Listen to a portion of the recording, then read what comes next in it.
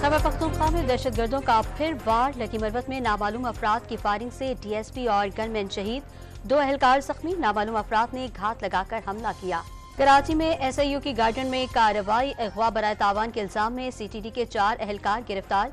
मुल्जिमान के खिलाफ मुकदमा दर्ज, मुलाजमत से भी बरतरफ। लाहौर के इलाके खोकर टाउन में जूते बनाने वाली फैक्ट्री में आग लगने से एक शख्स जाँ बहक। आग लगने के बायस इमारत का एक हिस्सा गिर गया। फायर ब्रिगेड की 13 गाड़ियों की मदद से आग पर काबू पा लिया गया। कराची के इलाके बल्दिया में वाक़ बेकरी में गैस लीकेज का धमाका, बाप और 2 बेटे जख्मी, अस्पताल मुंतकिल कर दिया गया। वज़ीर आज़म शहबाज शरीफ आज से सऊदी अरब का 3 रोज़ा दौरा करेंगे। सऊदी वली अहद शहजादा सलमान से मुलाकात शेड्यूल। इक़्तिसादी मुआहदों की मंजूरी का इम्कान। देने के इल्जाम में गिरफ्तार साबिक वफाकी वजीर फवाद चौधरी की रात गए अडयाला जेल से रिहाई। घर पहुंचने पर बेटियों की खुशी दीदनी, अहलिया भी निहाल। ईरान कौंसल खाने पर हमले के खिलाफ जवाबी कार्रवाई की तैयारी कर रहा है। अमरीकी मीडिया का दावा। अगले हफ्ते अमरीकी और इसराइली मराकज़ पर मुमकिन हमलों की पेशगोई भी कर दी।